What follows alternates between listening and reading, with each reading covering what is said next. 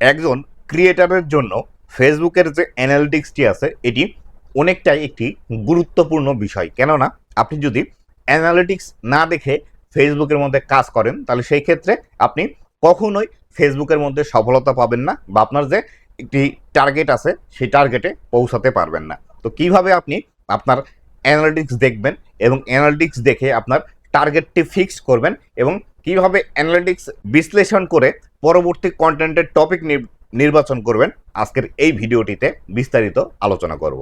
তো আপনিও যদি এই বিষয়টি সম্পর্কে না জেনে থাকেন অবশ্যই ভিডিওটি লাস্ট পর্যন্ত দেখুন, কেননা আপনি যদি আপনার পেজের অ্যানালিটিক্স খুব ভালোভাবে বিশ্লেষণ করতে পারেন এখানেই কিন্তু আপনার সফলতার সিক্রেট লুকিয়ে আছে। তো বন্ধুরা, আপনি যদি আমার চ্যানেলে প্রথমবার এসে থাকেন অবশ্যই চ্যানেলটি সাবস্ক্রাইব করে দিয়ে পাশে আসা বেল নোটিফিকেশনটি অন করে দিবেন, যাতে করে ভবিষ্যতে ফেসবুক রিলেটেড এমন আরও ইনফরমেটিভ কন্টেন্টগুলো আপনারা পেতেই থাকেন। তো বন্ধুরা, এই বিস্তারিত বিষয়টি দেখানোর জন্য আমি চলে যাব আমার মোবাইল স্ক্রিনে। তো আমি এখান থেকে আমার মোবাইল স্ক্রিনটি অন করে দিচ্ছি। তো বন্ধুরা, আমার মোবাইল স্ক্রিন এখান থেকে আমি চালু করে দিলাম। এই পাশে আমার স্ক্রিনটি দেখতে পাচ্ছেন। তো আমি এখান থেকে সর্বপ্রথম আমাদের প্রফেশনাল ড্যাশবোর্ডের মধ্যে চলে আসব। তো প্রফেশনাল ড্যাশবোর্ডের মধ্যে আসার জন্য আমি এইখান থেকে আসব। আপনারা যে যেভাবে ইচ্ছা প্রফেশনাল ড্যাশবোর্ডে যান ঠিক সেভাবে চলে যাবেন। তো আমি এখান থেকে প্রফেশনাল ড্যাশবোর্ডের মধ্যে চলে আসলাম। আসার পর এখান থেকে আবারও প্রফেশনাল ড্যাশবোর্ডে ক্লিক করব। ক্লিক করার পর এখানে দেখতে পাচ্ছেন আমাদের এই যে বিস্তারিত বিষয়গুলো কিন্তু এইখান থেকে আমরা দেখতে পাই। উপরের দিকে দেখেন অ্যানালিটিক্স, কন্টেন্ট আছে, কমিউনিটি আছে এবং মনিটাইজ আছে। তো আমরা এখান থেকে সর্বপ্রথম এই যে অ্যানালিটিক্স যে বিষয়টি আছে এই বিষয়টির উপর ক্লিক করে দিব। তো আমরা এখান থেকে অ্যানালিটিক্সের উপর ক্লিক করে দিলাম। অ্যানালিটিক্সের উপর ক্লিক করে দেওয়ার পর দেখুন এইখান থেকে আমাদের সর্বপ্রথম ভিউজের যে বিষয়টি আসছে এইখান থেকে আমাদেরকে দেখাচ্ছে টোটাল ভিউজ। তো এই টোটাল ভিউজ আমাদের এখান থেকে এসেছে গত 28 দিনে। এখান থেকে দেখাচ্ছে 3,85,000-এর মতো। তো এইখান থেকে আমরা যে বিষয়টি দেখব সেটি হলো, দেখুন এইখানে আমাদের যে গ্রাফটি আছে এই গ্রাফটি এইখান থেকে কেন এরকম জিগজ্যাগ জিগজ্যাগ হলো এবং এইখানে কেন আবার আপ হয়ে গেল, কেন আবার এখান থেকে ডাউন হয়ে গেল, এই বিষয়গুলো কিন্তু আমরা এখান থেকে দেখব। তো এটি দেখার জন্য আমাদেরকে সর্বপ্রথম এই যে বিষয়টি আছে এই বিষয়টির উপর ক্লিক করবেন। এখানে দেখুন তারিখ দেখাচ্ছে 12ই মে 20,186 ভিউজ এসেছে এবং এইখান থেকে যেখানে একদম আপ হয়েছে সেখানে দেখি এখানে একদম আপ হওয়ার কারণটা কি, বা এখানে আপ হয়ে কত ভিউজ এখান থেকে আমার এসেছিল। এখান থেকে আমার ভিউজ এসেছিল 67,655।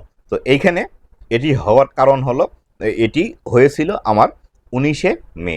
তাহলে আপনাকে এখান থেকে খুঁজে বের করতে হবে এই যে আমার এখান থেকে যেহেতু 19শে মে আছে, আপনার যে তারিখটি শো করবে আপনি এই তারিখ অনুযায়ী আপনাকে দেখতে হবে যে আপনি কি ভিডিও আপলোড করেছিলেন যার কারণে এখান থেকে আপনার ভিউজ এতগুলো বেশি এসেছিল এবং এই গ্রাফটি আপ হয়েছিল।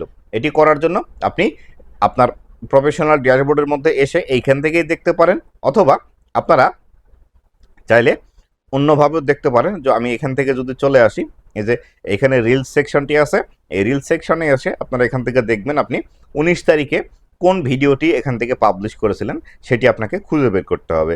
সেটি খুঁজে বের করে দেখবেন সেই ভিডিওর টপিক কী এবং কিভাবে আপনি কথা বলেছিলেন সেই বিষয়টি খুঁজে বের করে আপনাকে সেইভাবে ভিডিওটি তৈরি করতে হবে। অথবা আপনি এখান থেকে আরেকটি কাজ করতে পারেন, এই অ্যানালিটিক্সের ভিতরে এসেই আমি এখান থেকে আবারও চলে যাচ্ছি। তো অ্যানালিটিক্সের ভিতরে আসলাম। আসার পর এখান থেকে যদি একদম আমি নিচের দিকে চলে আসি, নিচের দিকে এসে এইখানে দেখবেন যে আপনার কোন ভিডিওটিতে বেশি পরিমাণে ভিউজ আছে।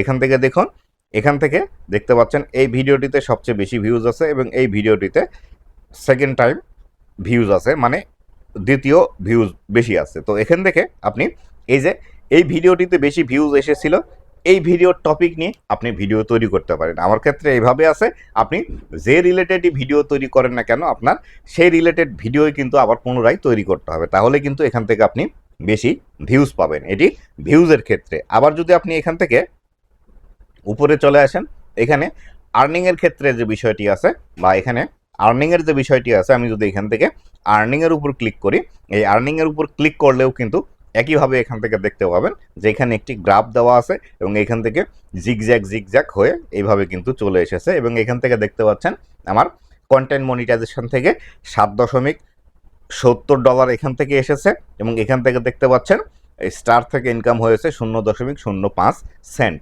তো এখান থেকে যদি আমরা কন্টেন্ট মনিটাইজেশনের উপরে ক্লিক করি, এখান থেকে কন্টেন্ট মনিটাইজেশনের উপরে ক্লিক করলে দেখতে পাবেন এখান থেকে বিস্তারিত বিষয়গুলো আপনাদেরকে কিন্তু দেখাবে। দেখুন কোথায় থেকে আপনার কত ইনকাম হয়েছে এবং নিচের দিকে আসলে এখান থেকে আপনার আর্নিং রেট এবং কোন ভিডিও থেকে আপনার ইনকাম হয়েছে এটি রিসেন্ট ভিডিও দেখাচ্ছে। যদি আমি এখান থেকে ব্যাক করে আসলে এখান থেকে দেখতে পাবেন কোন ভিডিও থেকে বেশি ইনকাম হয়েছে।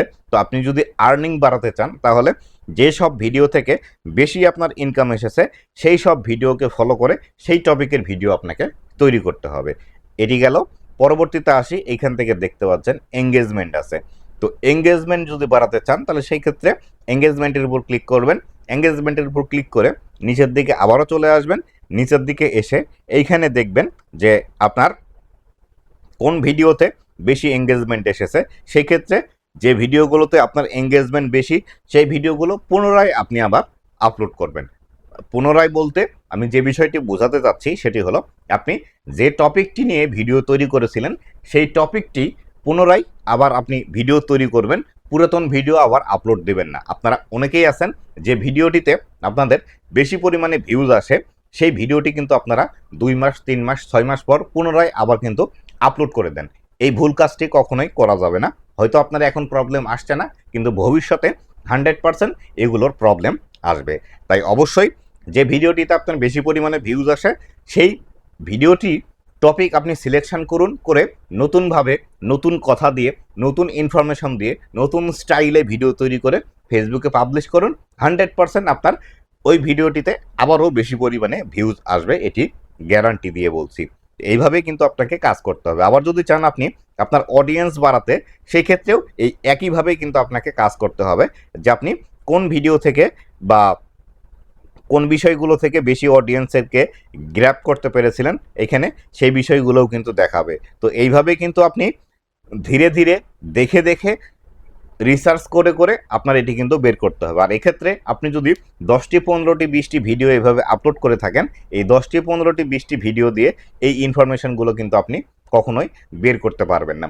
অবশ্যই আপনাকে 100 থেকে 100-র উপরে আপনাকে ভিডিও আপলোড করতে হবে, তাহলে কিন্তু এই ইনফরমেশনগুলো আপনি পাবেন।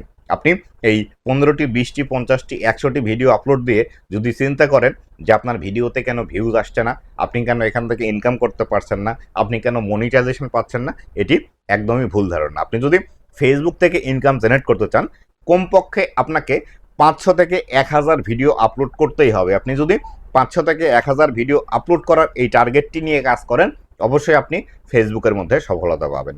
তো বন্ধুরা, এই ছিল আজকের ভিডিওটি কেমন লেগেছে অবশ্যই জানাবেন এবং ভবিষ্যতে ফেসবুক রিলেটেড এমন আরও ইনফরমেটিভ কন্টেন্টগুলো পাওয়ার জন্য অবশ্যই আমার ফেসবুক পেজ এবং ইউটিউব চ্যানেলের সাথেই থাকবেন। ধন্যবাদ সবাইকে।